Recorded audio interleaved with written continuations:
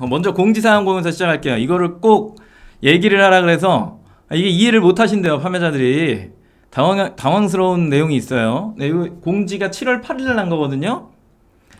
이게 뭐 더 담으면 할인 뭐 이런 식으로 뭐 문구가 바뀐다라고 하는데, 보시면 항상 G마켓을 사랑해주시는 판매 고객 여러분께 감사의 말씀을 드립니다. 스킵 대상 뭐 1.0, 2.0 공통 복수 구매 할인 N+1 구매 수량별 무료 제공 설정, 뭐 몇 개 사면 얼마, 뭐 무료 배송, 뭐 이런 것들 있잖아요.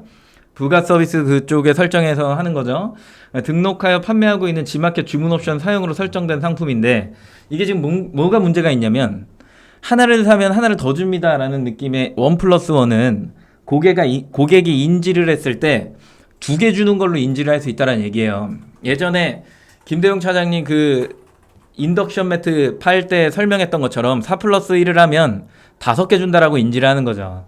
4개 사면 하나를 더 준다는 얘기인데, 이거를 5개 준다라고 오해를 하니까 일단 구매했던 고객이 뒤에 가서 클레임을 넣으면 이거는 분쟁의 사유가 되는데, 판매자는 옳게 표기했다, 구매자는 오해했다라고 안 하겠죠? 나는 그렇게 알고 인지했다, 나는 설명했는데 거기는 그렇게 인지했다, 뭐 서로 다른 이야기를 하고 있으니까 결국에는 중개형 사이트인 G마켓이 책임을 져야 되는 상황이 오는 거고, 그로 인해서 판매자한테 뭐 그 상품의 어떤 대금을 지급하면서 고객한테 뭔가 마일리지를 또 제공하는 뭐 이런 식의 어떤 분쟁 해결 방식이 나오다 보니 이거는 해결이 좀 돼야 된다. 그리고 요즘에 2+1 이렇게 안 하잖아요. 그리고 기능상에 제가 알기로 덤이라고 하는 기능이 있는 걸로 알고 있고, 사은품 밑에.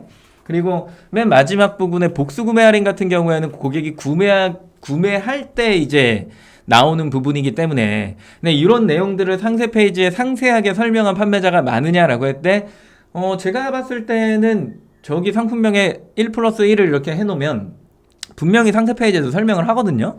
근데 또 그렇지 않은 판매자들이 있다 보니까 이게 공통적으로 뭔가 정책을 내려도 오해 소지는 분명히 존재한다. 그래서 더 사면 이제 뭐 할인 뭐 이런 것들이 이제 생기는 거예요.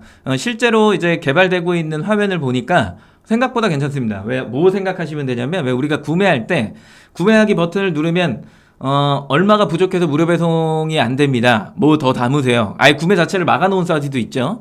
그런 식으로 이제 바뀌는 거예요. 그래서 얘랑 얘를 사면은 뭐 추천 상품을 막 주면서 무료 배송 뭐 됩니다. 그리고 판매자가 몇 개를 사면은 얼마를 할인하거나 아니면은 무료 배송으로 전환됩니다 라고 하는 이제 안내 문구가 고객한테 이렇게 보여지는 형태로 뭔가 개발이 진행되는 걸 제가 봤거든요. 그래서 좋아지는 건데, 일단은 이런 사용 자체를 하지 말라는 거죠. 그죠? 희경님이 N+1 추가 무료 상품 들어가는 거 안 된다는 그 상품명에 표기하지 말라는 얘기예요. 쉽게 얘기해서. 뭐 기능상의 설정을 해놓고 상세 페이지에서 설명하는 건 나이스, 괜찮아요. 근데 표면상에 보여지는 상품명에 그거를 함으로 인해서 오해의 소지가 생기면 그때부터 뭔가 문제가 생기는 거고, 그리고 옵션에다가 이제 그렇게 해두신 분들도 계시거든요. 그러면 사실상 사실 옵션을 선택하면서 고객이 모를 수 있죠. 순식간에 탁탁 지나가니까 좀 이해 안 되는, 우리도 쇼핑의 경험을 하다 보면 좀 이해 안 되는 부분들이 많잖아요. 헷갈리죠. 그래서 선택 리스트랑 보통 옵션을 동일하게 맞춰놓는 경우가 대다수인데, 그렇지 않은 판매자들도 되게 많단 말이에요. 그러다 보니까 이게 공통된 어떤 그 분모가 없어. 다 분수만 있지. 그죠? 그러다 보니까 뭐 이게 좀 자율성에 맡겨둔다라고 하는 것도 사실 문제가 좀 있는 것 같아요. 그래서 요 내용을 조금 공지해 달라라고 이야기를 해서 요 내용을 처음에 좀 담아왔습니다. 그리고 오늘 오전에 공지 떴던 거 보셨나요? 제가 그 화요일 방송에 공지사항을 반드시 좀 확인하셔라 뭐 이런 얘기들을 많이 했는데, 그랬는데 확인하셨는지 모르겠네요. 사장님들이 제일 많이 물어보는 거, MD 메일 주소 좀 알려주세요. 아니, 저 G마켓 사람 아니라니까요. 왜 그렇게 저한테 MD 주소를 물어보시는지 모르겠는데, 심지어 어떤 분은 전화번호 알려달래요. 전화번호 저도 몰라요. 저도 589로 전화 올 줄 알았는데 얼마 전에 슈퍼딜한 거 핸드폰 번호로 오더라고. 몰라요. 저도 모르는데, 예전에 ESN 플러스 우측 하단에, 메인 우측 하단에 원래 요런 게 있었죠. 그 메일 주소 이렇게 나와 있는 것들이 있었는데, AM 제도라고 하는 것들로 바뀌면서 약간은 폐쇄성이 좀 짙어진 건 사실이죠. 그러다 보니까 그 사이에 스마트 스토어나 뭐 이런 쪽은 뭐 럭키투데이, 뭐 쇼킹 11번가 포함 이런 쪽은 이제 뭔가 진행을 하면 뭔가 주소는 안 나와 있는데 시스템상으로 승인 반려가 되다 보니 기본적인 행사는 진행할 수 있다라고 하는 어떤 최소한의 만족감은 생겼단 말이에요. 뭐 그게 그렇게 뭐 큰 매출을 만들어내진 않지만 그래도 그 정도의 해결점을 찾아준다라는 부분에서 아, 판매자들이 그래도 나는 뭔가를 하고 있구나라는 어떤 안도감을 줬던 것 같기는 한데 지마켓 옥션이 그거를 안 해버리니까 이걸 좀 해주면 안 되냐 이런 얘기들이 엄청 많았어요. 엄청 많았어. 그래서 공지가 드디어 떴습니다. 이건 뭐 예고하지도 않았는데 뜬 거예요. 뭐 저희한테 이렇게 언지를 준 게 1도 없습니다. 네. 갑자기 떠갖고 오늘 아침에 본 다음에 쭉 읽어봤는데 양식 다운로드 받아보시면 1시트에 개인정보 동의하는 게 딱 하나 있어요. 네, 요거. 그리고 2시트에는 보시는 이 메일 주소 이런 것들이 이제 카테고리별로 나열되어 있거든요. 그 말은 즉슨 보면 상품 양식을 다운로드 해주세요. 그 다음에 체크한 다음에 해당 MD한테 메일을 보내면 그 MD가 제가 봤던 그 상품의 그 뭐라 그럴까요? 그걸 볼 것 같아요. 뭐 어떻게 보는지 지금 모르겠는데 제가 양식을 잘못 다운로드 받았는지 잘 모르겠지만 아무튼 그런 것들을 쭉 보고 그러고 나서 연락을 주겠대요. 만약에 연락이 안 가면 그거는 이제 발려놨다 뭐 그 얘기죠. 그죠? 그리고 아웃룩 계정을 사용하기 때문에 메일이 1급으로 표기가 안 됩니다. 회사 계정은 보안상. 그래서 그런 내용들까지 요 밑에 위에 있군요. 네, 여기 이런 게 있네요. 네, 이런 것들 이제 쭉 작성하셔가지고 네 동의합니다. 네, 이거 클릭하셔갖고 하시는 방식이겠죠. 그죠? 근데 MD 이런 걸 볼 거예요. 뭐 상품이 뭐구나, 매출이 얼만큼 나오고 있구나, 뭐 이런 것들. 제가 한 가지 팁을 드리면 마켓이 그동안에 뭔가 이런 걸 안 했잖아요. 이런 걸 안 하다가 하는 이유가 뭐겠어요? 이제 조금 소통하자. 판매자들 우리 좀 친하게 지냅시다. 이 얘기를 하고 있는 거잖아요. 뭔가 손을 먼저 내밀었잖아. 그럼 손을 내밀었어. 손을 잡을 때 어떻게 하면 꽉 잡을 수 있을까에 대한 생각을 해야 되잖아요. 그럼 보통은 이제 손을 내밀었을 때 이 손은 왜 내밀었을까?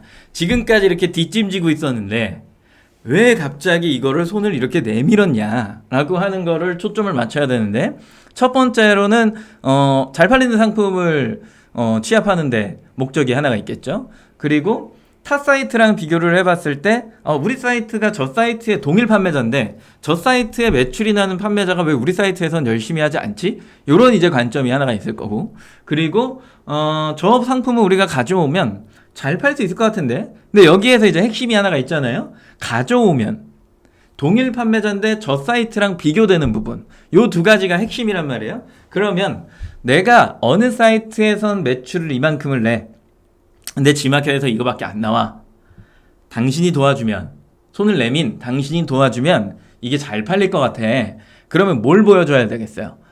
예를 들어 스마트 스토어다. 그러면 마케팅 채널에 좌측에 카테고리 스마트 스토어 어드민 가보면 마케팅 채널에 검색 채널에 들어가면 유입당 결제율이랑 그 다음에 그 들어온 조회수 대비 전환을 보여주는 상단에 이렇게 양쪽에 쫙쫙 이렇게 있잖아요. 그거를 캡처 받아요. 그런 다음에 이 정도의 전환율과 유입당 결제율의 퍼센테이지는 이렇다. 우린 이런 검색어를 사용한다. 여기에서 또 하나를 또 첨부를 해주면 좋은 거.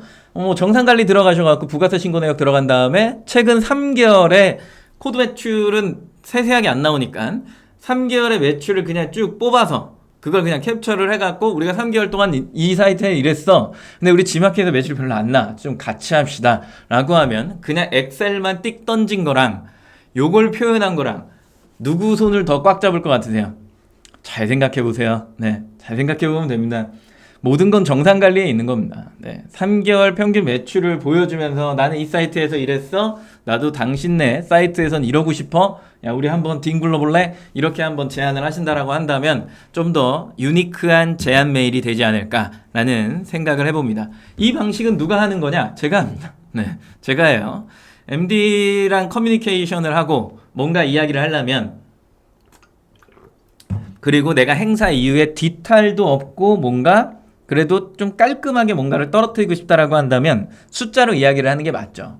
지마켓 옥션에서는 숫자가 그렇게 정확하게 나오거나 뭐 나한테 제공하는 데이터의 기준이 없기 때문에 타 사이트에서 이 정도의 매출이 나옵니다 하고서 다 보여주고 그러면 내가 이 구성을 그대로 이렇게 해드릴게요. 그리고 얘를 가격을 이렇게 해서 여기를 이렇게 해서 맞춰드릴게요. 그리고 뭐 그쪽에서 제안하는 게 있겠죠? 이렇게 맞춰서 행사를 진행을 해보면 상단으로 올라가는 속도도 빨리 낼 수 있고, 그리고 내 상품이 확실하게 좋은 상품이라는 확신이 있으시면 제안했을 때 뭐 당연히 뭐 잘 되겠죠. 그죠? 뭐 저쪽 사이트에서도 안 되는데 이쪽에서 행사하면 잘 나갈까? 모르겠네요, 그건. 네, 잘 안 나갈걸요. 그래서 그런 생각들 좀 해보시면서, 그리고 시즌이 오기 전, 뭐 이런 것들 잘 생각하시면서 제안을 해보시면 좋겠다.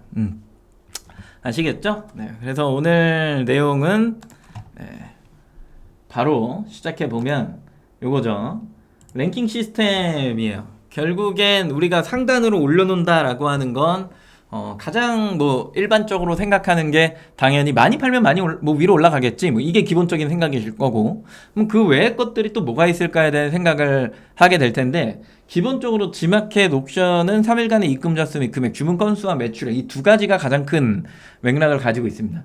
근데 올려놓는 것도 되게 중요하지만 등록 기준의 기본을 다지는 것도 되게 중요해요. 왜냐면 같은 상황이 오거든요. 시작할 때는 다 동일선상, 먼저 등록한 게 먼저 나옵니다. 근데 이게 이제 막 팔려갖고 위로 쭉 올라가게 되면 결국에 1, 2, 3등은 비슷한 행위를 하고 있어요. 그 경쟁이라고 하는 구조 안에서는 누구께 되게 많이 나간다 이런 개념은 없는 거예요. 그러다 보니까 비슷하게 나가는데, 거기에서 그러면 우리가 똑같이 A, B, C라고 하는 판매자들이 10개 팔았을 때 누굴 상위 노출해 줄 거야 라고 하면 당연히 매출액이긴 하지만 매출액도 비슷할 거라면 판가가 비슷하니까 결국엔 뭘로 결정할 수 있냐라면 등록 기준에 이 사람이 뭘 더 잘 맞췄냐, 이 기준으로 이제 맞춰지는 거죠. 그죠? 그래서 그런 내용들을 한 번쯤 어떤 게 있나 좀 살펴보는 시간을 가져보자, 뭐 이런 의미입니다. 아시겠죠? 알고리즘이죠. 그거 왜 만든 거야? 뭐 이런 개념이에요. 상품명과 카테고리. 저를 아시는 모든 사람들은 저 사람은 상품명과 카테고리에 되게 예민하다, 그리고 되게 집요하다, 집착이 강한 남자다, 거의 스토커 수준이다, 뭐 이렇게 이제 생각을 하시게 되는데, 지마켓 옥션 11번과 인터파크는 비슷한 구조를 가졌다, 뭐 이런 얘기를 했죠. 더 비슷하게 된 이유 중에 하나는 수정해야겠네요. 50자죠, 50자. 이렇게 50자. 이게 50자가 되면서 이제 그냥 다 똑같아진 거예요. 네, 비슷한 분위기야. 이제 여기에서 이제 갈릴 수 있는 게 정확도, 카테고리. 제가 늘상 얘기하는 거, 늘상 이게 제일 중요합니다. 카테고리가 제일 중요해요. 왜냐하면 이 사이트라고 하는 것들을 만들 때 분류의 기준을 첫 번째로 만드는 건 당연히 카테고리다. 웬만한 사이트가 처음 생성될 땐 검색 기준이거든요. 그게 근데 상품이 많아지기 시작하면 어쩔 수 없이 카테고리를 세분화해야 돼요. 안 그러면 상품이 정확하게 표현이 안 돼. 너무 어지럽게 나와. 그래서 카테고리의 정확도라고 하는 가중치를 반영하기 시작한다, 이런 개념인 거고요. 다음에 여기 쭉 오니까 요거는 살짝 아쉽죠. 수정 불가. 요거 아쉽습니다. 2.0 상품은 10일이 지나거나 아니면 한 개의 물건이 판매가 일어나면 수정이 불가능합니다. 1.0 상품은 그거랑 상관없이 수정이 가능하죠. 네, 요 부분이 이제 약간은 애매한 부분. 네, 11번가랑 인터파크는 수정이 이제 계속 가능한 부분. 요게 이제 아쉽다, 뭐 이렇게 이야기를 하는 거. 최초에 등록할 때 잘해라, 뭐 이런 게 있는 거죠. 그 다음에 스마트 스토어 같은 경우에는 이제 적합도라고 표현해요. 이건 정확도가 아니에요. 정확도는 카테고리랑 키워드의 매칭을 이야기하거든요. 근데 이제 적합도라고 이야기하는 건 이 매칭에서 한 단계를 더 가서 사람들이 선호하는 거, 그 중에서도 선호하는 걸 먼저 보여줄 거야, 이거예요. 어떻게 보면은 강제성이 있는 겁니다. 이거를 로봇이 한다라고 해서 AI라고 표현을 해놨는데, 제가 봤을 때는 AI가 아닌 것 같아요. 네, 사람이 하는 것 같긴 합니다. 그래도 사람의 어떤 검색의 패턴이 많이 일어나면 요게 이렇게 된다. 이제 요거를 쉽게 이제 설명할게요. 그 외에는 볼 필요도 없어요. 이 태그는 그냥 넣으면 되는 거니까 설명할 필요가 없죠. 그 외 사이트라고 했죠. 뭐 쿠팡밖에 더 있어요? 지마켓을 가보고 gmarket.co.kr 이렇게, 그리고 네이버를 가볼게요.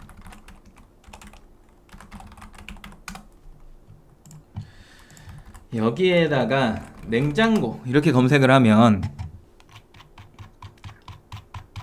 주목할 만한 상품입니다. 여기가 이제 랭크 순이거든요. 스마일 배송이 끝나는 지점. 여기서부터 하나 클릭하고 둘 클릭하고 세 클릭하면 여기에 카테고리가 보면 양문형이에요. 그죠? 아래쪽에 쭉 내려와서 그럼 일반 냉장고는 안 나오나 했더니 여기에 이렇게 해서 일반 냉장고가 나오죠. 뒤섞여 나온다. 무슨 얘기예요? 가중치예요. 자, 여기에서 가중치를 조금 이야기를 할 때 메모장 좀 꺼낼게요. 일반적으로 우리가 냉장고를 살 거야. 지금 보시는 분들 다 냉장고 산다라고 생각해요.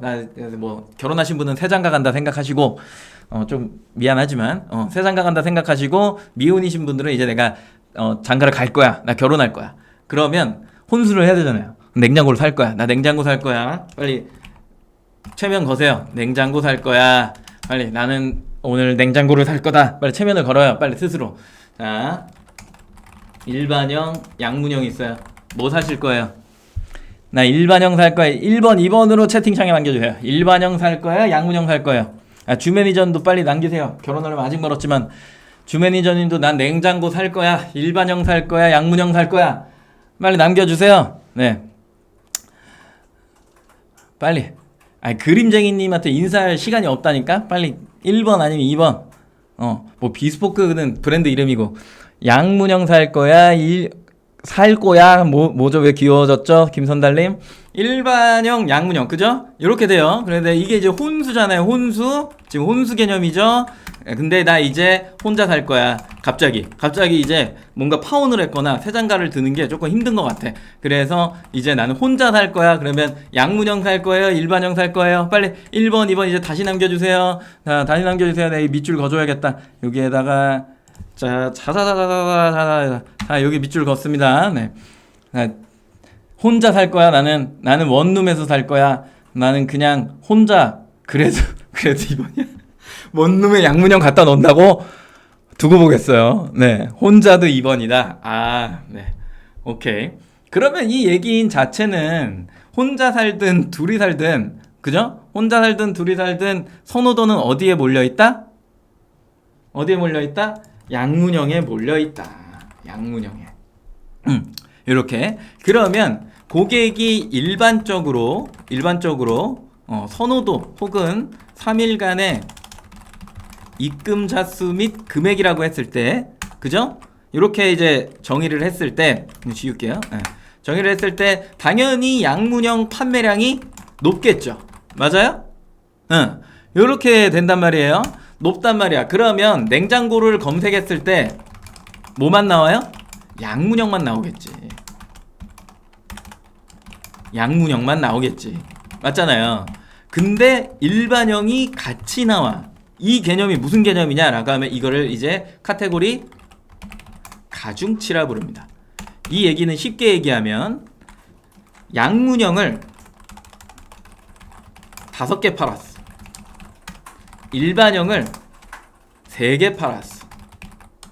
그러면 이 2개를 순위를 동일하게 맞춰줘. 이거예요. 이렇게 하지 않으면 일반형이 보일 수가 없기 때문인 거예요. 무슨 얘기인지 아세요, 이거? 이거를 심하게까지 하면 얘를 1개 팔았어. 동일하게 맞춰줘. 이 얘기예요. 이거를 뭐라고 하냐면 검색 정확도. 어디선가는 카테고리 정확도. 어디서는 검색 선호도.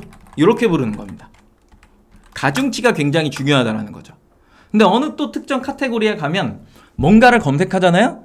안 나와버려요. 두 번째 서브 카테고리가. 이거는 시스템상으로 그냥 아예 막아버린 거예요. 노출 자체를 막아버린 거죠. 그래서 뭐 검색을 백날 해봐야 그게 안 돼. 그러다 보니까 뭔가 하나를 더 붙여갖고 검색해야지만 나오게끔 만들어주는 거죠. 그러면 이 얘기는 인즉슨 냉장고를 하면 일반형과 양문형이 같이 나와라. 그리고 여기에서 일반형 냉장고라고 검색하는 사람과 양문형 냉장고라고 검색하는 사람이 있다라고 한다면 거기에 등록한 판매자만 나와라. 이렇게 하는 게 기본적인 검색 정확도입니다. 이렇게 해야 검색의 품질이 올라가고 그로 인해 고객이 원하는 상품을 보여주고요. 그렇다면 클릭률이 좋아지고요. 높아지고 구매 전환율이 상승한다. 이렇게 보는 겁니다. 이해하시나요? 뭔 얘기인지? 그죠? 근데 아까 약간 이상해 라고 얘기했던 게 요런 쪽에선 존재한다는 거예요. 냉장고 치면 일반형과 양문형이 뒤섞여 나왔으면 좋겠는데, 왜냐면 냉장고를 치는 모든 사람이 양문형을 찾으려고 들어온 사람은 아니잖아요.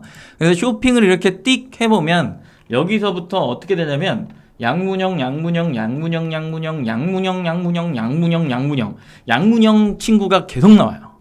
양씨가. 네. 계속 나오죠. 그죠? 양문형, 양문형입니다. 양문형, 양문형. 이 중간에 있는 일반형 광고입니다. 양문형, 양문형, 양문형. 과연 일반형이 나올 수 있을까? 거의 불가능한 수준이죠. 이런 식이다라고 하면 스마트 스토어 쇼핑에 노출이 되는 기준의 상품을 내가 보여줄 거야 라고 하면 무조건 어떻게 해야 돼요? 냉장고 중에 양문형을 팔아야 돼. 근데 내가 제조 기술을 일반형만 갖고 있어. 이거를 일반적인 상품에 대입을 해보시라는 거예요. 내가 판매하고 있는 상품이 과연 등록한 카테고리 기준으로 검색을 했을 때 가중치를 받아서 노출이 될 수 있는 기준일까? 요거 한번 생각해 보셔야 되는 게 필요하다. 이게 검색 정확도다. 이게 노출을 만드는 가장 첫 번째. 우리가 상품 등록할 때 저번에 제가 뭐 검색하고 주목할 만한 상품입니다. 상단에 있는 1, 2, 3, 4, 5번에 있는 판매자의 카테고리를 확인하고 그대로 그냥 설정하시면 됩니다 라는 이야기를 드렸던 이유는 검색어마다 이걸 다 찾아갖고 맞는 검색어를 최적화시키는 게 사실은 상품명 50자, 25자였을 때 이게 더 중요했겠죠. 수정이 불가능하니까 검색했을 때 나오는 키워드만 쓰시란 얘기예요. 그게 정확도예요. 그게 최적화고, 그렇게 잘 만들어 놓은 상품명이 어디까지 가는 거야? 광고까지 가는 거죠. 그 광고가 같이 만나지면 이 검색어에 광고에도 노출되고 주목할 만한 상품입니다 영역에도 노출이 되는 거야. 근데 이 검색어가 안 맞아. 그럼 광고에만 나오고 여기엔 안 나오잖아요. 그럼 고객을 많이 잃어버리게 되겠죠. 중복 노출이라고 보는 게 아니라 이거는 한 페이지에 내가 얼마만큼의 점유율을 가져갈 수 있느냐의 싸움이라는 거야. 보여지는 횟수가 많아질수록 클릭될 확률은 높다. 이거는 뭐 당연한 거니까. 그죠? 그래서 내가 상위 노출을 만든다라고 하는 개념의 첫 번째는 노출의 시도를 많이 하고 확장성을 더 많이 가져가고 연계성을 더 많이 가져갈 건데, 여기에서 제일 또 중요한 선행되어야 하는 작업 중에 하나는, 선행되어져야 하는 작업 중에 하나는 뭐다? 정확도다. 이렇게 부르는 겁니다. 그래서 이거를 카테고리 정확도다. 각 사이트마다 이게 존재하거든요. 많이 무너진 게 지금 G마켓 옥션 11번가인데 제가 봤을 때는 다시 잡을 것 같다는 생각은 있고요. 11번가는 잘 모르겠어요. 그냥 막 치면 막 나오니까 그냥 다 때려박잖아요. 막 정신없단 말이에요.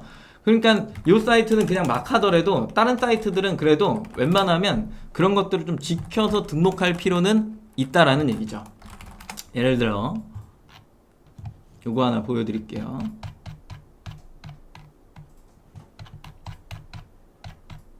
이거 보세요. 요런 거. 봐요. 막, 그냥 막 다 넣는 거야. 막 이렇게. 그냥 막 넣어. 그냥 여기 막 그냥 다 때려 넣는 거죠. 막 다 넣어. 막, 한 놈이 다 하면 그냥 다 따라가. 그냥 막. 그러면 여기에서 조금, 이거는 좀 에바 아니야? 라고 생각할 수 있는 게 뭐가 있냐면, 블랙박스를 검색했을 때 얘가 나와버리면 문제가 되는 거예요. 그죠? 블랙박스 이렇게 검색을 했어. 아이나비 블랙박스라고 할게요. 아이나비 블랙박스. 아이나비 블랙박스를 해서 플러스 영역에 딱 갔을 때 그쵸, SD카드는 사라져야죠. 요런 것들만 잘 만들어내면 사이트에 큰 문제가 뭐야 이거 뭐 이게 일로 넘어갔어요? 네, 죄송합니다. 요렇게 아이나비 블랙박스를 검색했을 때 요렇게만 안 나오게. 이게 지금 김대용 차장이 여기다 단축키를 하도 매겨놔갖고 지금 제가 뭘 누르면 자꾸 바뀌네요. 환장하고네. 블랙박스를 교육 종료할 뻔했네. 네. 종료해도 괜찮긴 할 것 같은데, 아무튼 여기 보면은 이런 식은 이제 의미 없죠, 그죠? 넣기 때문에 막 나오는 거고, 이렇게 하면 안 나오면 그만이에요. 안 나오면 SD 카드. 뭐 1, 2, 3, 4, 5를 건드리면 안 돼요. 지금 제가 여기 보면은 여기는 이제 상품명 이렇게 길게 뭔 얘기인지 아시겠죠? 그러니까 그런 부분만 조금 잡아놓고 뭔가를 마켓이 컨트롤을 하면 이게 문제가 없는데, 아직 뭔가를 검색하잖아요. 그래서 상품명에 막 넣어놓잖아. 그러면 그냥 나올 때가 있어. 뭐 어떤 또 경우냐면, 제가 먼저 검색을 해놓고 보여드릴게요. 아이고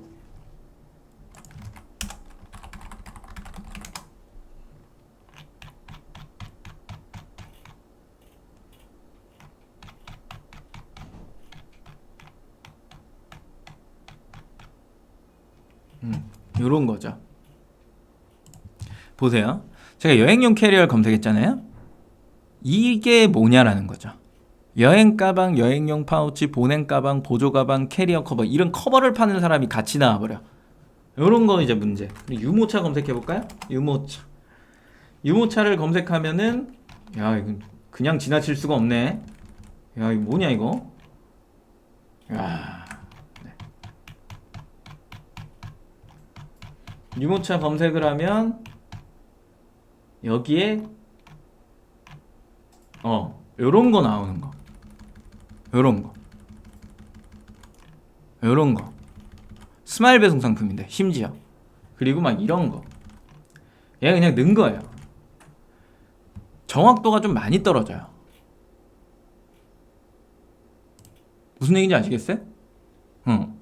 이런 게 좀 정리가 돼야 돼. 사실 근데 이런 내용은 지마켓에 저번에 그 미팅할 때 엄청나게 많이 얘기했습니다. 요런 내용들, 뭔가 정형화된 틀이 없잖아요. 지마켓도 다르고 옥션도 다르다 보니까 우리가 등록 기준에서 뭔가를 할 때 너무 헷갈려. 어느 누구는 이렇게 하더라고, 어느 누구는 이렇게 하라고 그러고. 아마 지금 이걸 본 사람들도 여러 가지 사례를 들지 않으면 정확도 따지라고 했지를 막 검색하는데 왜 우리 쪽은 왜 이러는 거야? 막 이런 생각이 이제 들기 시작한단 말이에요. 그런 분들이 이제 저한테 질문을 하면 저는 당황을 하죠. 이게 왜 이럴까요? 제가 만든 게 아니라서요. 뭐 이렇게밖에 얘기할 수가 없어요. 네. 이게 좀 정리가 돼야 할 필요가 있죠.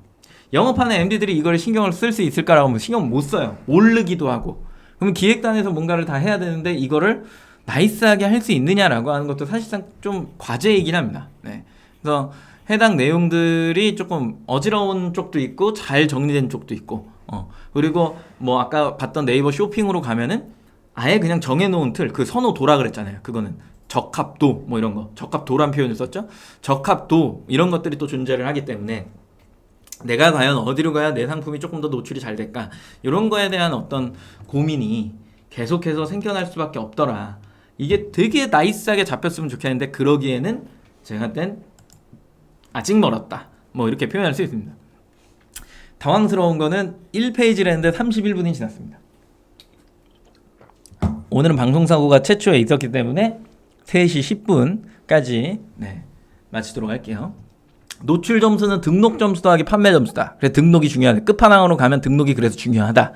3일간의 입금 자수 및 금액, 서비스 점수, 배송 응대 후기, 고객 혜택 점수, 리스팅 광고, 검색 정확도 지수, 그 중에 두 번째, 세 번째 있는 서비스 점수, 요거에 대한 항목이 강화가 돼야 됩니다.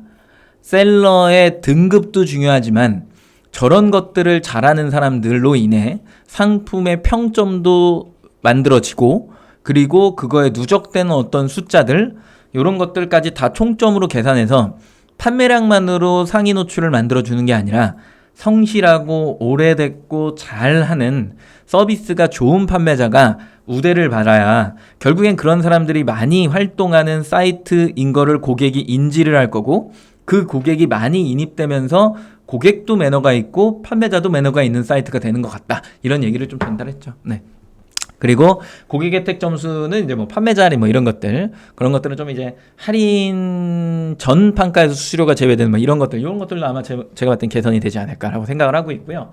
그다음에 이제 리스팅 광고는 이제 포커스나 프리미엄을 이야기합니다. 검색 광고 아니에요. 네. 거기에 보면은 광고 구매 점수라고 되어 있는데, 그래갖고 막 검색 광고를 엄청 사시는 분들이 있어. 무슨 게임 아이템 사듯이. 그거 아니에요. 네. 포커스나 프리미엄을 이야기합니다. 그리고 검색 정확도 지수, 이 네 가지의 지수가 맞아서 상위에 노출되는 기준을 랭크 순에 맞춰져서 나온다. 기본 세팅 값이죠. 그리고 우측에 보는 쇼핑의 기준이긴 한데 뭐 클릭수, 실적 지수, 최신성 뭔가 다르죠. 저기에 최신성이 있잖아요. 우리는 최근에 등록한 상품이 먼저 등록한 상품보다 우선 노출될 수 있습니다. 이게 최신성이에요. 블로그의 어떤 그 가이드에 보면 어떻게 또 돼 있냐면, 지금 건 쇼핑 거를 이야기 드린 거고,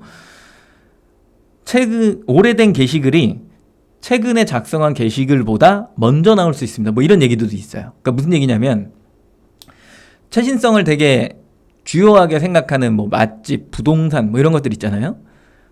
갔는데 없으면 이상하잖아요. 내가 블로그 보고 맛집을 갔는데 그 맛집이 없어진 거야. 그러면 그거는 좀 큰일 날 일이잖아요. 뭐 클레임을 넣을 수도 없지만 그래서 기본적으로 거기 이제 최신성이라고 하는 부분이 굉장히 많이 반영이 됩니다. 네, 그런 것들. 근데 이제 쇼핑에서는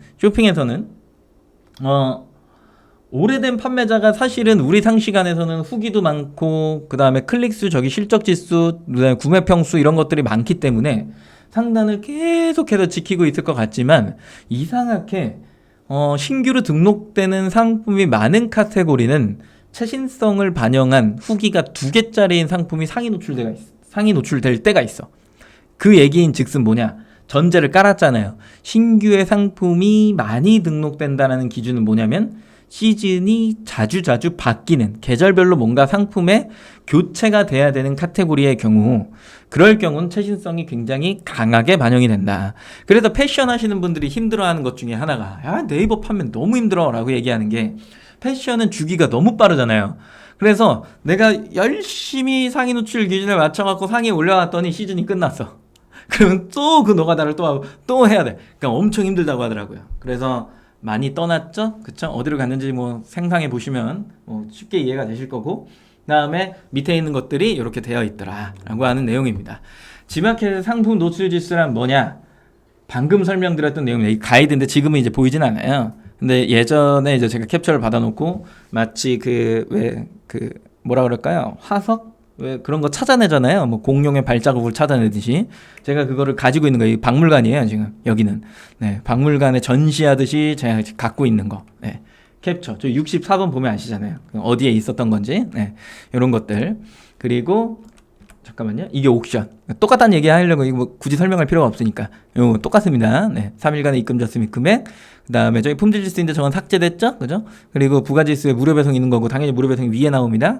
그다음 판매자 포인트, 배송 스코어, 검색 관련 지수, 뭐 같은 내용입니다. 요거랑 보시면 PC 노출 기준으로 해서 상단에 파워 상품 광고 5구자, 밑에 8구자 파워클릭 먼저 눌러보세요. 오늘의 상품이 10구자 고정 광고, 이 상품은 어떠세요? 파워클릭 라이트 8구자, 주목할 만한 상품이에요. 포커스 상품, 그리고 일반 상품이죠. 우리가 상품을 등록하잖아요. 최초에 어디 있는 거예요?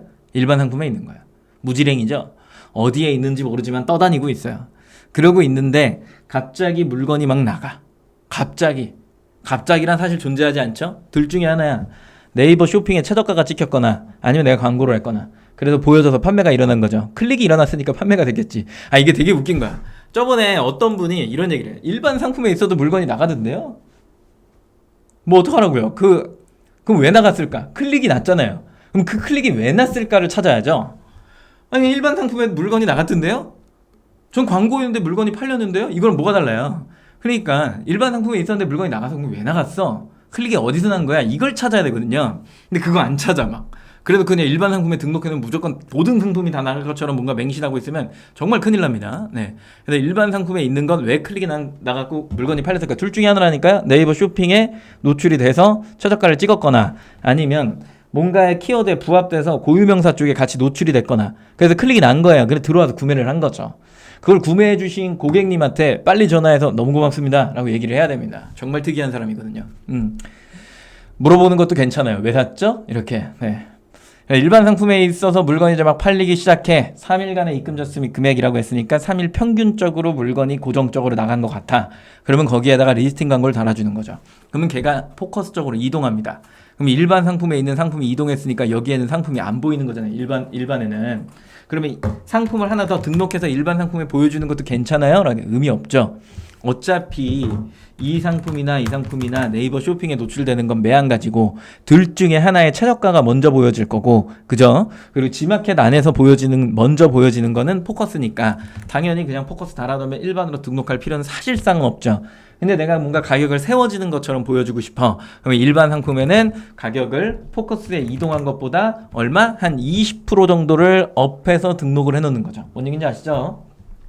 내 나름대로의 뭔가의 가격의 편차를 만들어서 고객한테 야 내가 포커스에 있는 건 좀 할인해서 파는 것 같이 보여지는 약간 이런 느낌으로 전달을 하는 겁니다.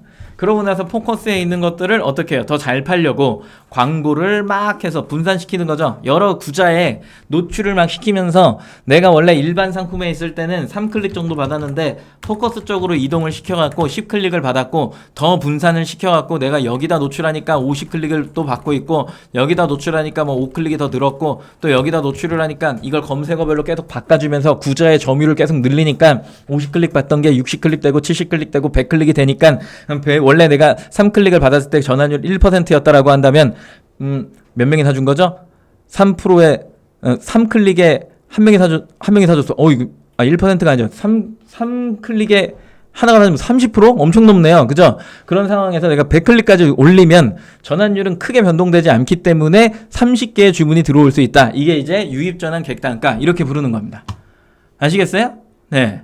그래서 고정적인 전환 기준에 내가 물건이 나가는 게 보였다 라고 하면 그의 클릭을 더 많이 받게 되면서 고정적인 전환 퍼센테이지에 의해 주문량은 늘어날 수밖에 없다라고 하는 아주 신비로운 구조를 가지고 있는 인터넷 환경이죠. 11번가에 우측에 있는 거, 다른 거는 요거죠. 네. 다른 건 요겁니다. 가격 비교라고 하는 부분이 있어요. 저게 뭐 네이버 가격 비교는 아닙니다. 11번가 안에서의 가격 비교예요. 넘어가 보죠. 이렇게 돼요. 상단에 있는, 모바일적으로 보면 상단에 있는 5구자의 고정 구자가 사라집니다.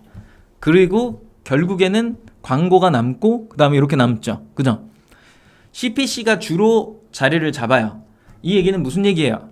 우리가 광고를 하고 뭘 하고 할 때 주요하게 생각해야 되는 광고의 구자는 어디? CPC. 그 CPC는 클릭 광고. 아주 그냥 네 여기까지만 얘기할게요. 아주 그냥 네 그렇죠.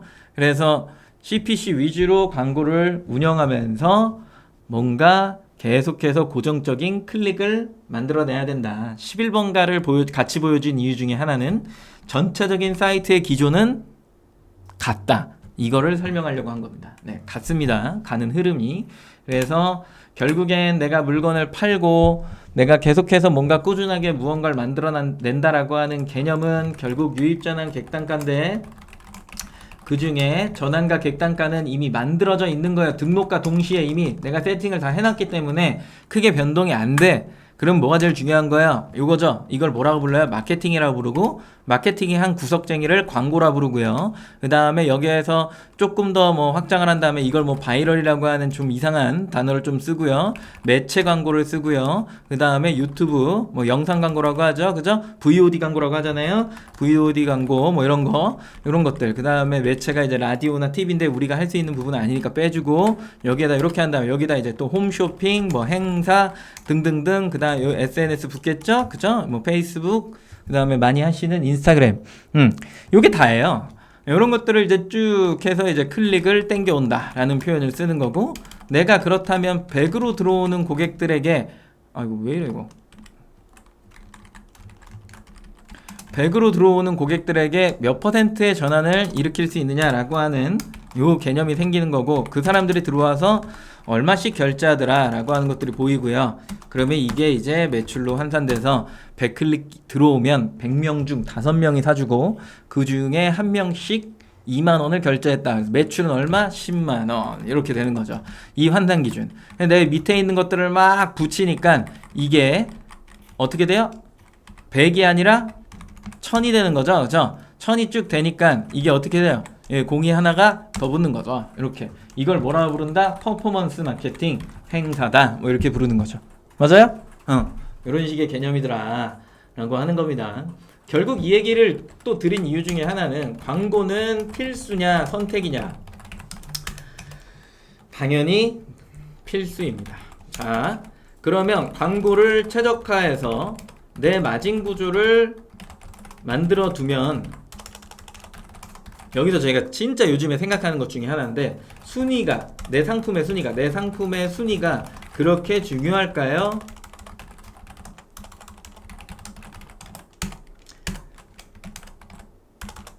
네, 아니옵니다. 어떻게 생각하세요? 광고를 최적화해서 내 마진 구조를 잘 만들어 놓으면 그냥 뭐 광고는 매일 고정적으로 광고 비용이 들어가는 거예요. 그 비용 대비 팔리는 양이 이제 고정적으로 뭐 때문에? 요 위에 보이는 5% 전환 때문에 고정적으로 매출이 만들어지니까 여기에 내 마진 퍼센테이지가 있을 거 아니에요. 마진 퍼센테이지. 그럼 내가 얼마가 남을 거 아니야. 이 남는 금액 마이너스 광고비 이렇게 하니까 딱 정확하게 이익이 순이익이 발생이 되는 거예요. 이 순이익이 고정적으로 막 나온다라고 칠게. 그러면 내 상품의 순위가 그렇게 중요할까요? 1번 네, 2번 아니오입니다. 네. 채팅창에 남겨주세요. 그래 중요하냐? 뭐 이 얘기죠.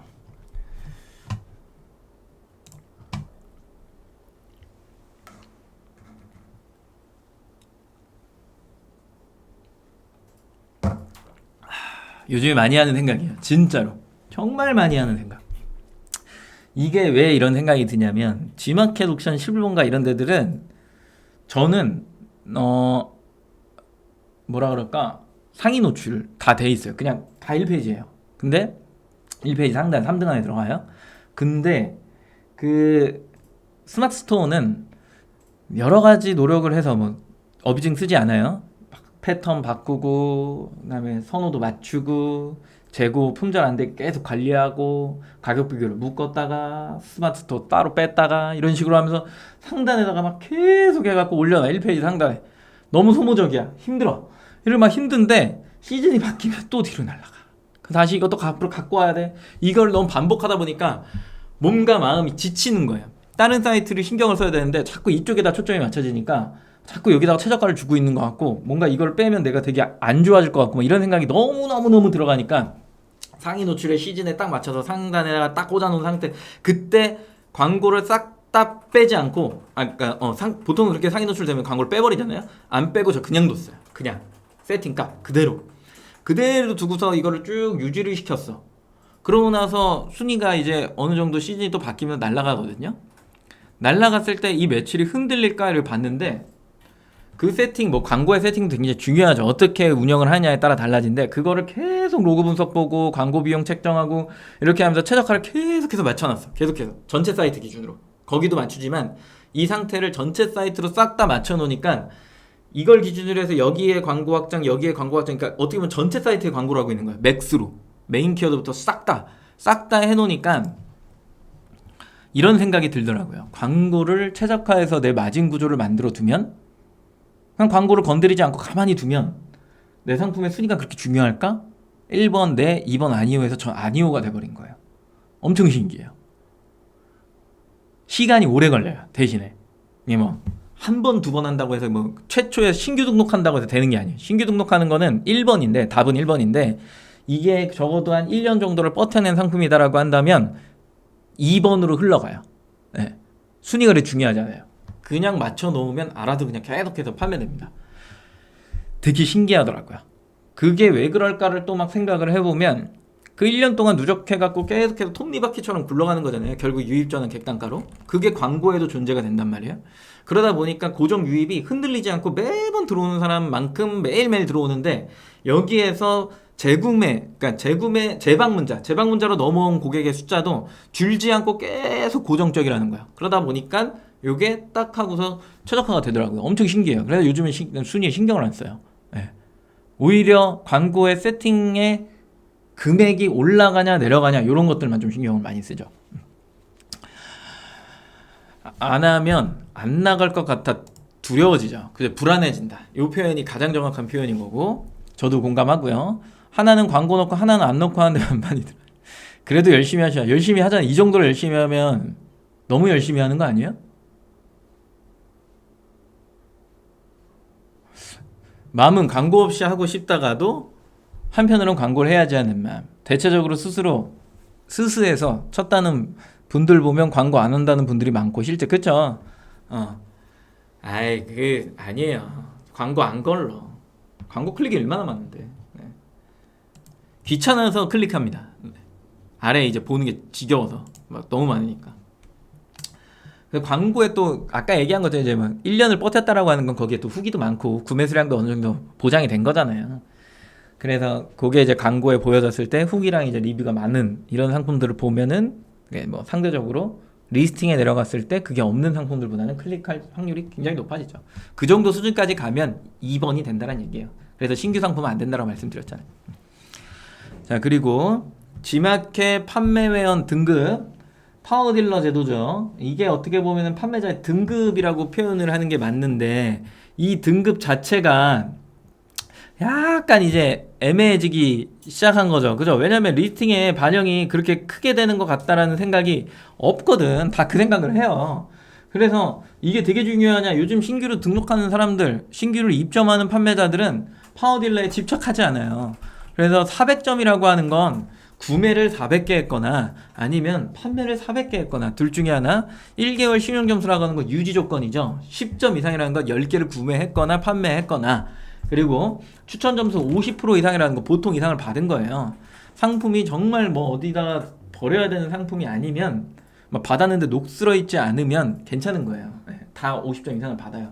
그래서 파워딜러는 팔다 보면 알아서 된다, 이렇게 이야기하고, 고객만족 우수 판매자란 1000만원 이상의 매출과 300건 이상의 포장을 만족한 판매자, 3일 이내 배송 처리율, 1일 이내 게시판 응답률, 1일 이내 긴급 메시지 처리율이 90% 이상인 사람, 24시간 내에 처리하는 사람들이죠.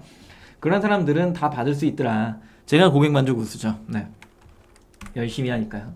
그런 매달 같은 걸 옥션에서는 최우수 판매자 프로그램이라고 해서 또 수여를 하더라.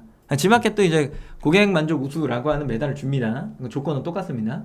제가 아까 서두에 이야기했던 이런 사람들을 우대해줘야 된다라고 이야기, 제가 그걸 달아서가 아니라 전 그런 사람 아닙니다. 네.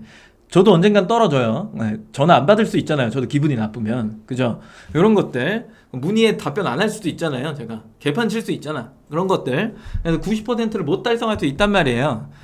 저는 이게 잘된 판매자들이 위로 올라가야 된다고 보는 거고, 전체적인 어떤 가중치가 되게 높아야 된다는 얘기는 아닌데, 일반적으로 등록을 했을 때 이게 아닌 사람들보다 먼저 나오는 건 맞잖아요. 근데 더 점수가 조금 높았으면 좋겠다. 그리고 샵에 어떤 뭐 우리가 이런 거 있잖아. 어떤 레벨을 등극을 하면 그 레벨에 맞게끔 메달의 색깔도 다르고 뭔가 보여지는 것도 다르고, 그리고 이용할 수 있는 어떤 서비스의 범위도 막 달라지고 막 이런 것들 있잖아요.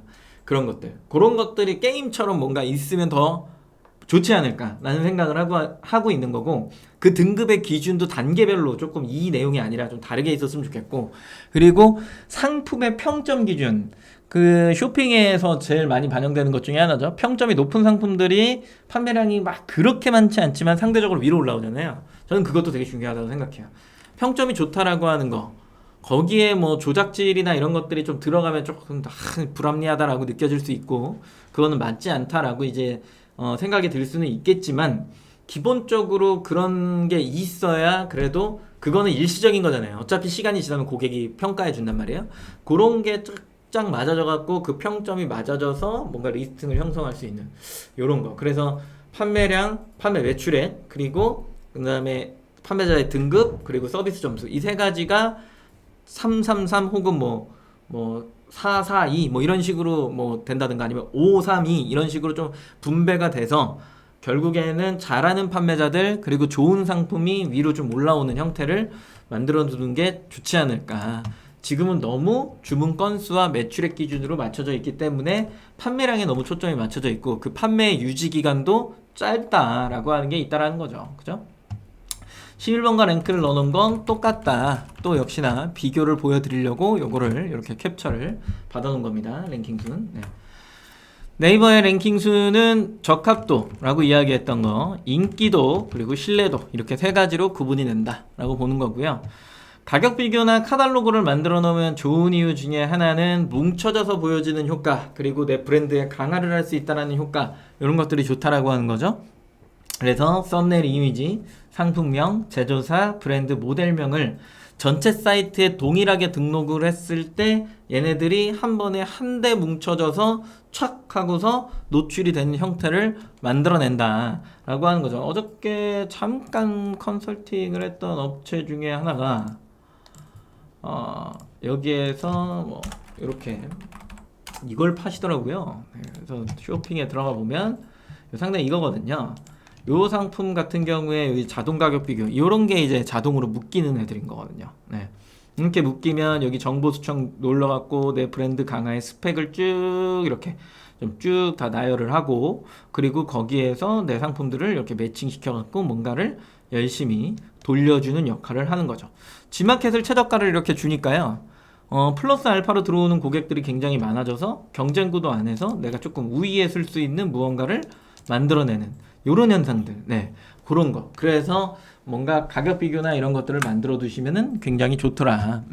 그래서 돌려서 인입시키고 이 사이트가 성장했다라고 생각이 들면 다른 사이트를 최저가를 주면서 또 그 사이트에 플러스 알파의 트래픽을 뿌려주고 또 플러스 알파의 이런 식으로 하면 내가 뭐 되게 많은 사이트들을 다 상위 노출할 수는 없겠지만 G마켓 뭐 예를 들어 11번가 뭐 네이버가 주력 마켓이야 라고 하면 카탈로그의 노출 순위를 위해서 스마트 스토어로 뭐 최저가를 주다가 어느 정도 이제 순위권이 만들어지면 G마켓으로 한 3일에서 5일 정도, 3일간의 입금 잡수민 금액이라고 하니까 그 정도를 줘갖고 좀 더 인입을 발생시켜서 판매량을 쭉 늘린 다음에 G마켓의 순위가 탁탁 털갖고 상위권에 들어온 걸 보면 그걸 또 11번가에 또 주고요. 이걸 이제 유기적으로 계속해서 좀 돌려줘야 되거든요.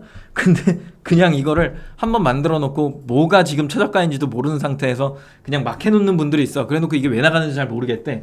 그게 또 웃긴 게, 제일 웃긴 건 이거야. 저는 그러니까 주력 사이트가 어디예요? 라고 이렇게 물어봐. 주력 사이트가 어딥니까? 라고 물어보면 저는 이 사이트예요 라고 이야기를 하는 사람들이 있어요. 왜 그 사이트가, 제 상식에서는 그게 이해가 안 되거든. 막 어느 사람은 인터파크가 주력 사이트를, 아니 내 상식에는 이해가 안 돼. 왜 인터파크가 주력 사이트예요? 라고 물어보면 거기서 그냥 잘 팔려요 이러고 있어. 그 사람들 거 이렇게 막 검색해갖고 이제 도달이나 어떤 검색의 로그의 패턴을 딱 검색해갖고 검색 결과랑 이런 거 다 비교해서 로그랑 딱 해갖고 결과치를 보잖아요. 어떻게 되어 있는 줄 알아요? 그냥 뻔할 뻔이야. 여기에 그냥 인터파크 꽂혀 있어요. 네, 그래 놓고 그냥 거기서 샌들 돌리니까 그냥 잘 나가는 거라고 인지하는 거야. 어느 사람은 위메프래, 어느 사람은 티몬이래. 왜 그런지 그냥 잘 한번 보세요. 그게 왜 그러고 있는지. 네, 제 말은 틀리지 않습니다. 네, 가서 한번 보세요. 왜 그런지. 자, 옵션이 다양한 상품들이 존재를 하죠. 그죠?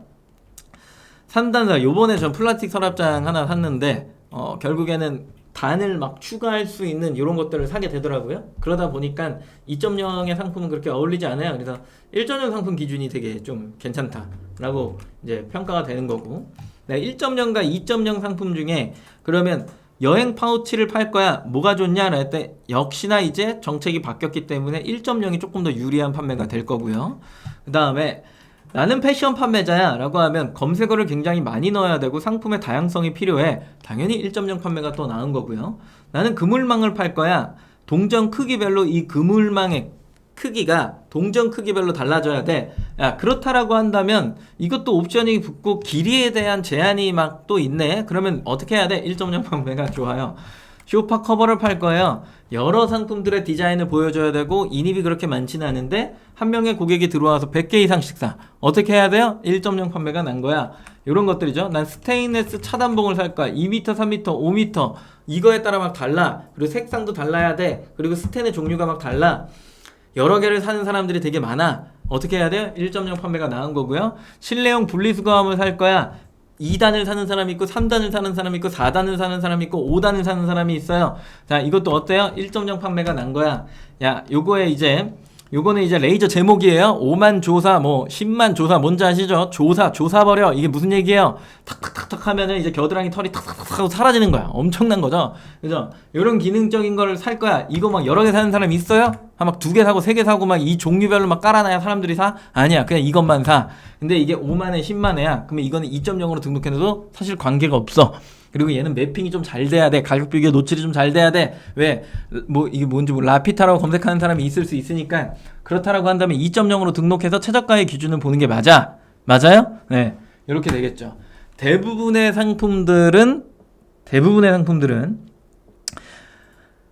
추가금이 붙거나 아니면은 옵션을 추가해서 판매하는 이런 형태를 띠는 경우가 많습니다. 많아요. 실제로도 그렇고. 근데 이거를 고객이 어떻게 구매하고 있느냐의 패턴을 보는 게 굉장히 중요하죠. 한 명이 들어와서 여러 개의 상품을 사느냐, 한 명이 들어와서 이것과 이것의 쇼핑의 어떤 종류를 따지느냐, 스펙이 서로 다를 수 있잖아요. 근데 애매하죠. 뭐 예를 들어서 소화기를 예로 들어 드릴게요. 내가 사는 집에 너무 불이 날까봐 너무 걱정이 돼서 소화기를 좀 집에다 사놔야 될 것 같아. 그러면 중국산 살 거예요? 국산 살 거예요? 중국산 사나요? 아니면 국산 사나요? 집에다 소화기 갖다 놓을 거야. 중국산 살 거예요? 아니면은 그 뭐야 국내산 살 거야?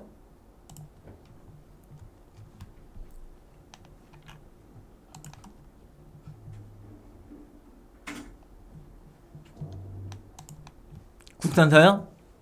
아, 가격 보고요. 국내산이요.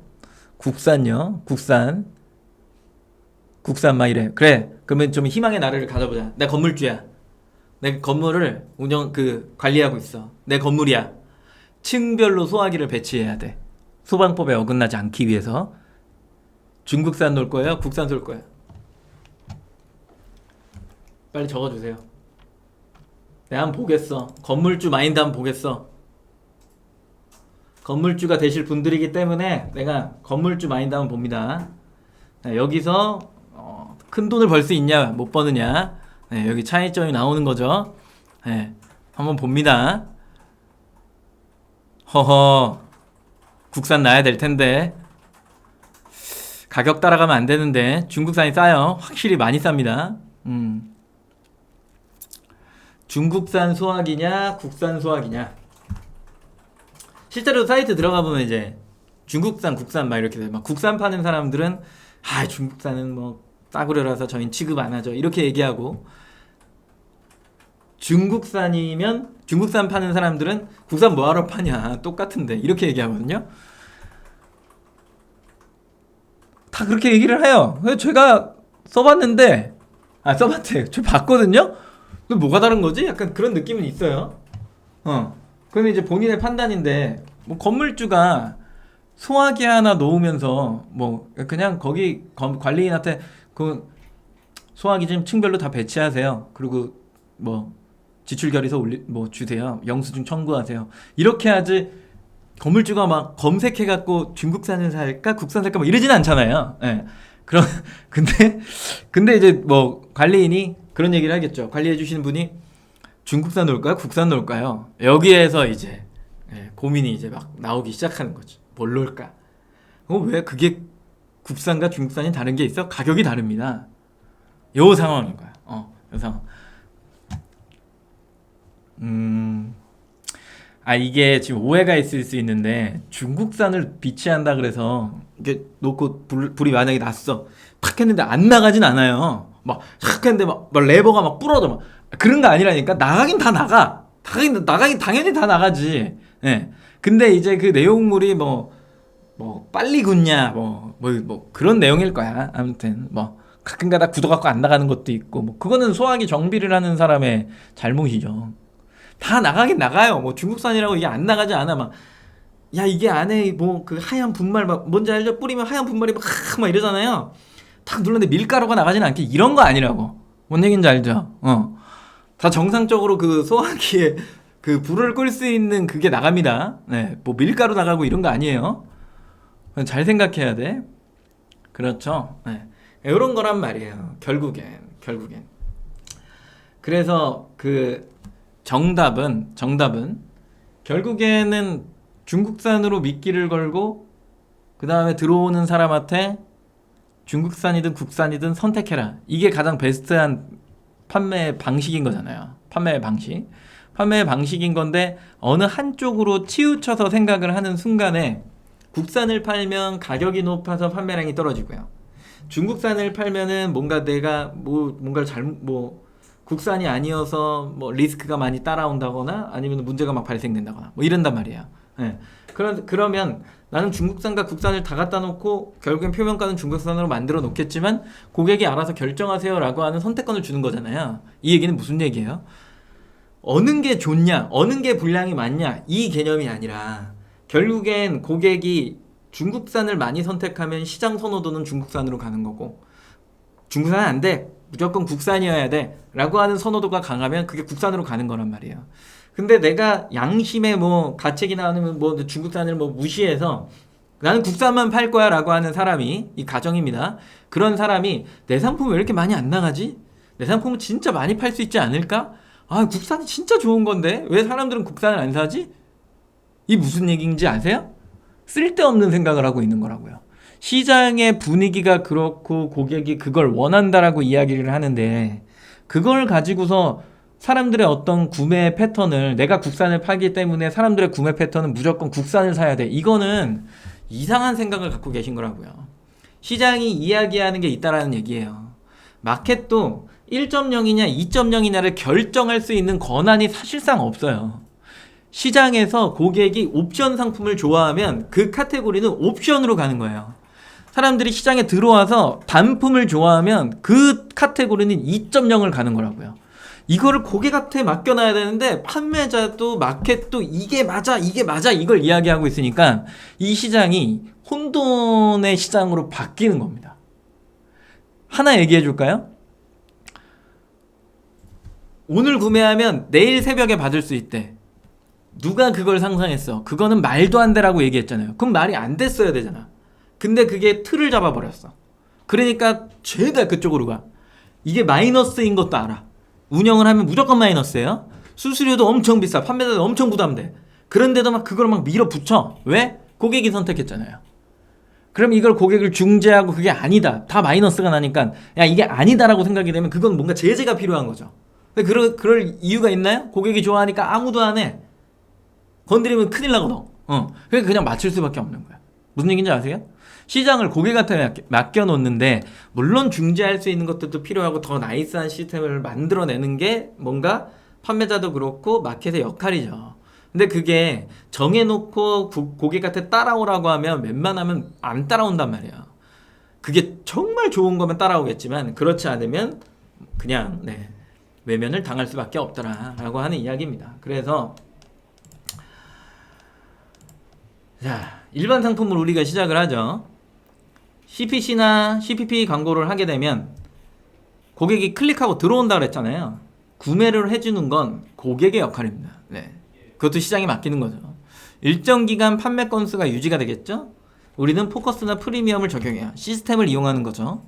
그러고 나서 순위를 확인한다. 이 기본적인 끌어올리기의 방식입니다. 마켓의 리스팅의 순서에 변화가 생겨 우리는 앞으로 3일간의 입금 자수 및 금액이 아니라 이 점수와 이 점수의 어떤 합산이 적용될 겁니다 라고 하면 중간중간에 끼어드는 것들이 더 많이 생겨나겠죠. 그러면 나는 어떤 판매 방식을 택해야 된다라고 하는 어떤 부분이 더 생겨나겠죠. 근데 그게 시스템의 어떤 영향보다는 제가 봤을 때는 시장의 고객의 움직임을 어떻게 확인하고 어떤 데이터를 분석해야 더 상위권에 노출이 될 수 있을까라고 하는 부분으로 조금 변한다라는 거죠. 그걸 판매자들이 많이 보면 많이 볼수록 상품의 질은 올라갈 거고 최적화되니까요. 그죠? 더 많이 발전된 그 상품으로 인해서 마켓의 품질은 올라갈 거고 그 품질이 올라가면 고객은 많이 올 수밖에 없다. 뭐 이렇게 이야기가 될 수 있다라고 보는 거고. 그래서 판매자들이 카테고리를 만들고 만든 게 아니고 등록하고 검색을 짜고요. 그게 크롤링 돼서 가격 비교에 노출이 되죠. 그게 한 곳에 모여져서 이런 식으로 보여집니다. 이 판매자들이 하는 행동이에요. 고객은 검색하죠. 뭘로요? 내가 만들어 놓은 등록해 놓은 검색과 카테고리로 검색한다고. 고객은 광고를 보겠죠. 행사를 보고요. 들어와서 가격 비교를 합니다. 그리고 내가 만들어 놓은 이미지와 게시글에 낚여서 구매를 하게 되겠죠. 무슨 얘기인지 아세요? 같은 라인을 가고 있는데 평행이론으로 굴러가고 있더라. 요 얘기를 지금 하고 있는 겁니다. 내가 얼마나 고객을 이해하고 있느냐는 굉장히 중요하죠. 그래서 어느 마케팅 강사님이 했던 얘기 중에 이런 얘기가 있죠. 내가 보고 싶은 거냐 남이 보고 싶어 하는 거냐에 따라 판매량이 달라진다. 이 얘기를 했을 때 뭔가 경종을 울렸던 적이 있습니다. 남이 보고 싶어 하는 것, 내가 보여주고 싶은 것, 이건 되게 말장난 같지만 굉장히 중요한 겁니다. 그래서 남이 보고 싶어 하는 것, 남이 좋아하는 것 등등을 잘 파악해서 등록을 해야 결국에는 판매량에 도움이 되더라. 이 얘기겠죠.